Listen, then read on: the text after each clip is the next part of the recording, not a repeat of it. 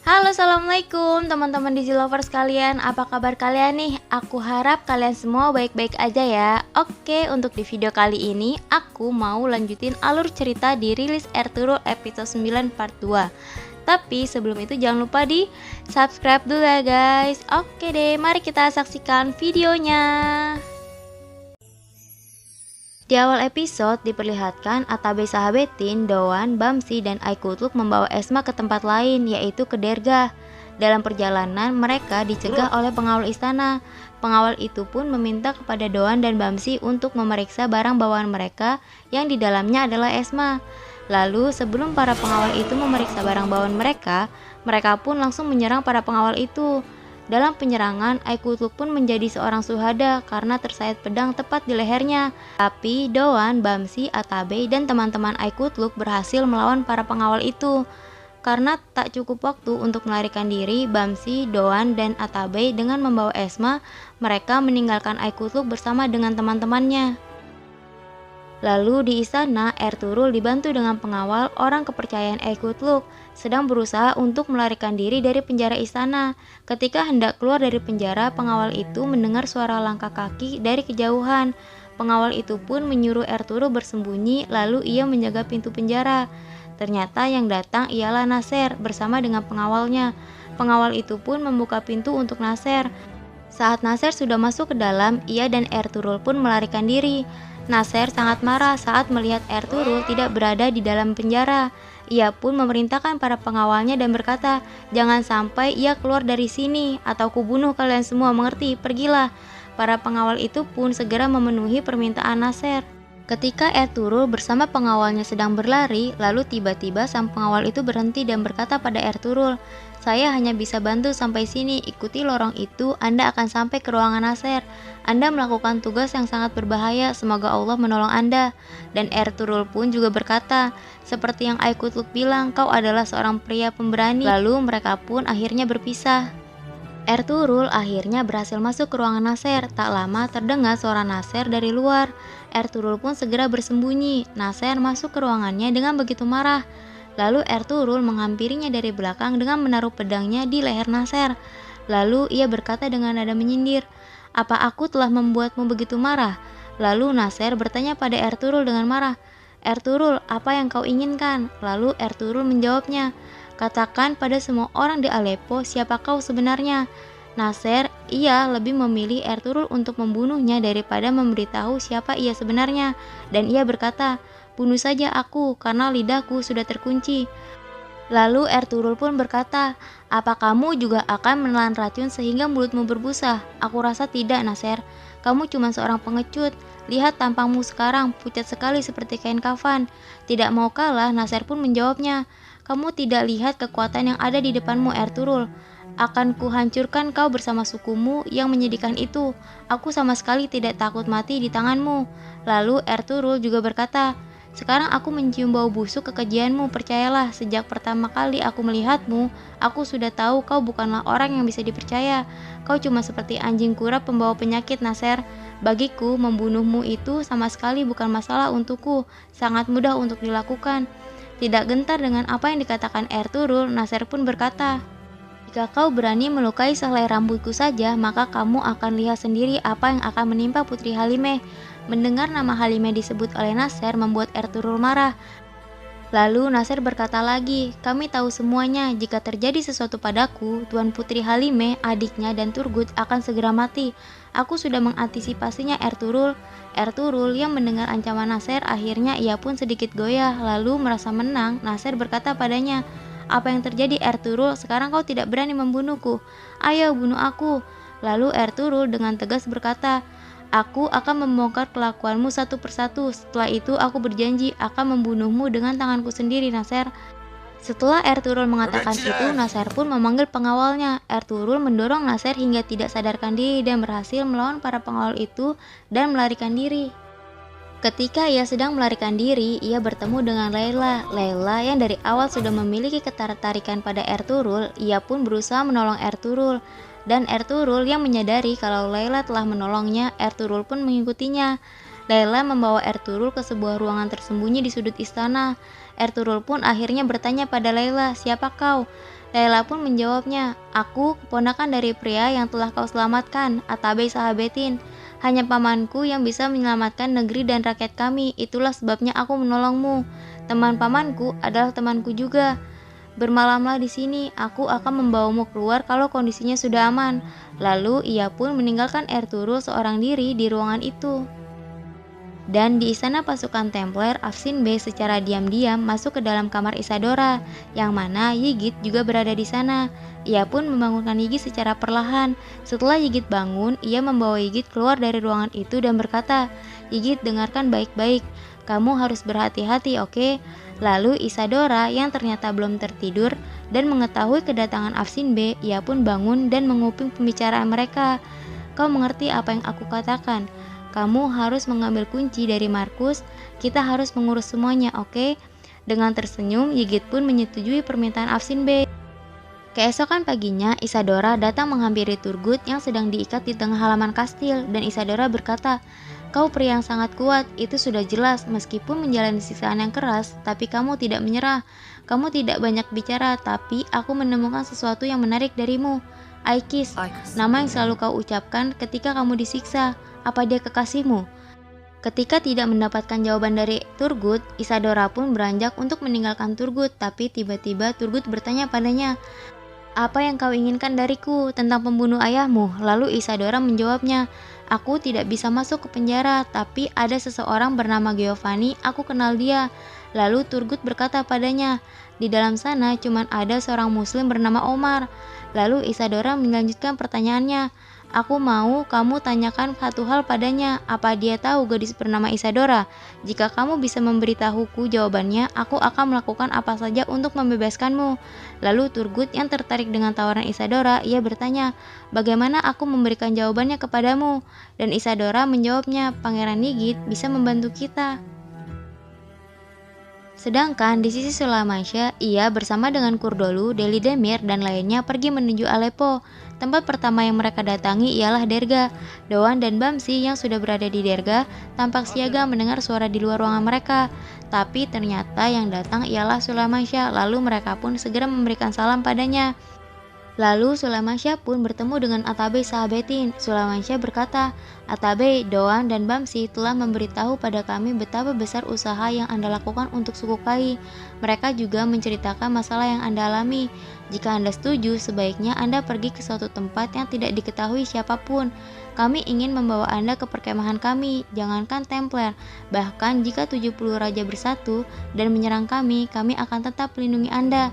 Lalu Sahabetin menjawabnya, Sulaimansyah, rencana Anda membuat saya tenang, akan tetapi saya takut akan membawa lebih masalah kepada Anda, sedangkan Anda di dalam masalah.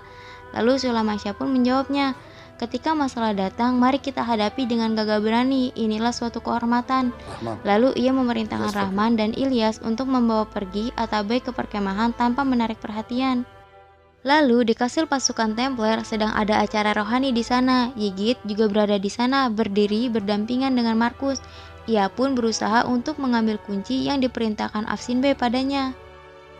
Lalu di istana, Layla pun datang kembali menemui Ertugrul dengan membawa baju ganti untuk Ertugrul. Setelah Ertugrul sudah berganti pakaian, ia pun keluar menemui Layla. Lalu di sisi lain istana, Emir Al-Aziz sedang berada di ruang utama bersama dengan Nasser. Ia terlihat sangat gelisah dan khawatir. Lalu ia bertanya pada Nasser, Nasser, apa Esma sudah ditemukan? Lalu Nasser pun menjawab, Tuan, kemungkinan ia diculik oleh pasukan Templar yang bekerja sama dengan Sahabetin. Mendengar itu membuatnya lebih gelisah. Lalu ia yang belum mengetahui kalau Ertugrul melarikan diri, ia pun berdiri hendak menanyakan hal itu pada Ertugrul. Tapi baru saja ia keluar dari ruangan, ia melihat Sulaimansyah datang untuk menemuinya dengan muka yang sangat berwibawa. Sedangkan di sisi lain istana, Halimeh sedang bersama ayahnya di dalam kamar Layla. Lalu tak lama Layla masuk bersama dengan Ertugrul ke dalam ruangan itu. Ertugrul yang sudah lama tak berjumpa dengan Halimeh, saat melihatnya Ertugrul tidak bisa memalingkan pandangannya. Halimeh yang menyadari kehadiran Ertugrul, ia menyebut nama Ertugrul dengan tanda tanya, begitu juga dengan Ertugrul. Lalu Ertugrul segera menghampiri Halimeh tanpa melepaskan pandangannya dari Halimeh. Halimeh pun tersenyum padanya. Ketika melihat Numan di sana, Ertugrul pun memberikan salam padanya, tapi langsung berpaling lagi menatap Halimeh. Lalu ibu pengasuh masuk ke dalam ruangan dan terkejut melihat Ertugrul berada di sana. Lalu ia bertanya pada Layla, "Layla, apa yang kamu lakukan? Bagaimana bisa kamu membantu pria ini?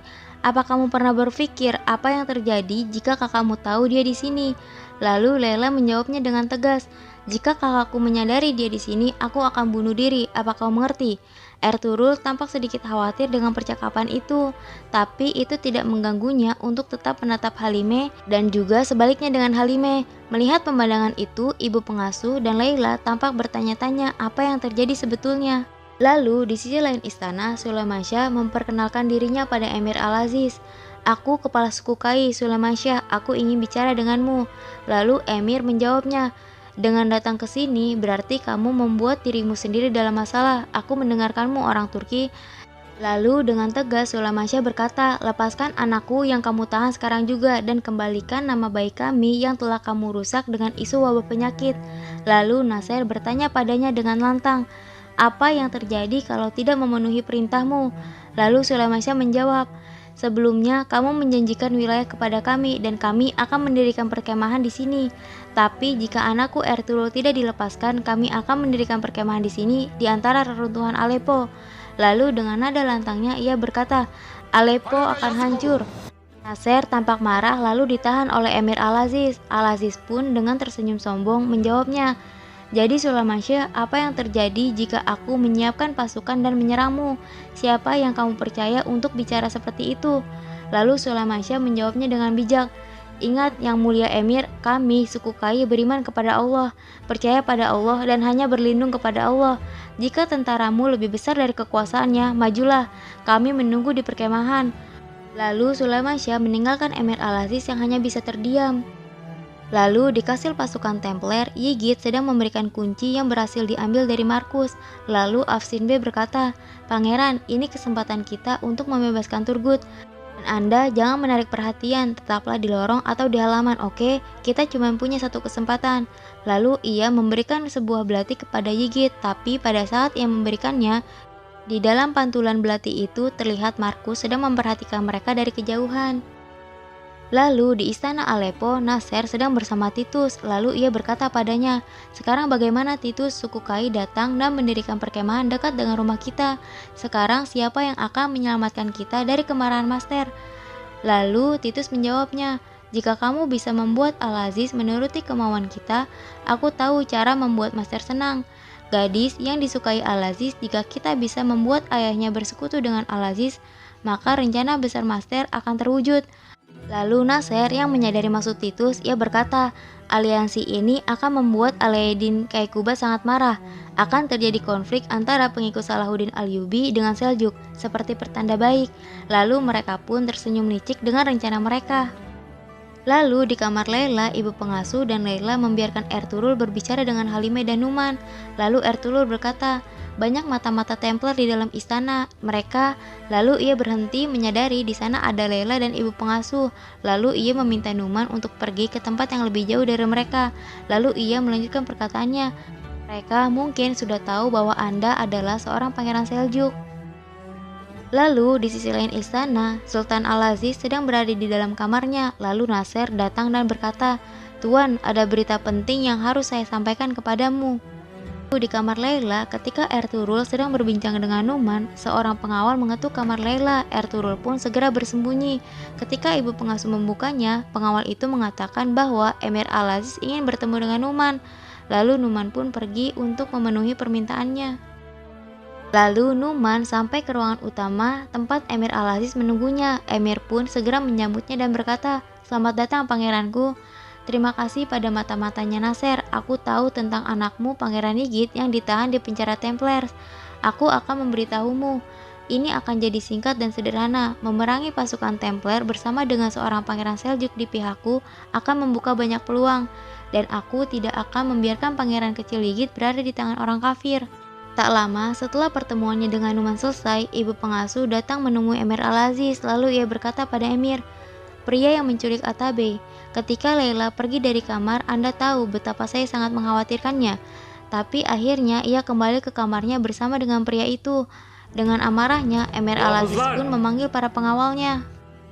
Lalu di kamar Laila, Ertugrul sedang bersama dengan Halime saling menatap rindu satu sama lain. Lalu Ertugrul berkata, "Halime Sultan, kamu pernah mengatakan bahwa lidahmu mengatakan apa yang ada di hatimu.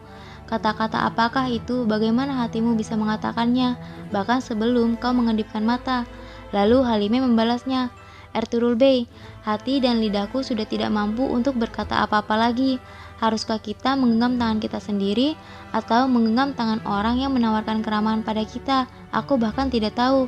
Ertugrul pun berkata lagi, "Halime Sultan, seorang gadis sepertimu tidak cocok dengan anak suku Kai sepertiku."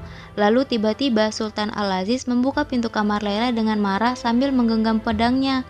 Ia segera menyerang Ertugrul, tapi Ertugrul berhasil mencegahnya, bahkan ia berhasil menangkapnya dan mengalahkan pengawalnya. Lalu ia meminta Halime untuk menutup pintunya. Dengan mengacukan pedang di leher Al-Aziz, ia berkata, "Lihat apa yang terjadi di sekitarmu. Lihat bagaimana kamu merendahkan dirimu dan Aleppo. Kamu dijadikan boneka oleh pasukan Templar dan masih belum sadar." Bukannya sadar dengan yang dikatakan Ertugrul, ia malah berkata, "Ertugrul, kau adalah seorang pengkhianat, seorang yang mengkhianati kepercayaanku dan membunuh pasukanku. Aku tidak akan membiarkanmu menipuku lagi." Kemudian akhirnya Nasser bersama pasukannya sampai di depan kamar Laila yang sudah dikunci oleh Halime. Ertugrul pun menjadikan Sultan Al-Aziz sebagai tawanannya. Berhasilkah Ertugrul selamat dari situasi tersebut? Mari kita saksikan di video selanjutnya. Gimana guys episode 9 part 2-nya? Aku harap kalian suka, tapi jangan lupa di like, komen, subscribe, dan juga share ya. Thank you, assalamualaikum.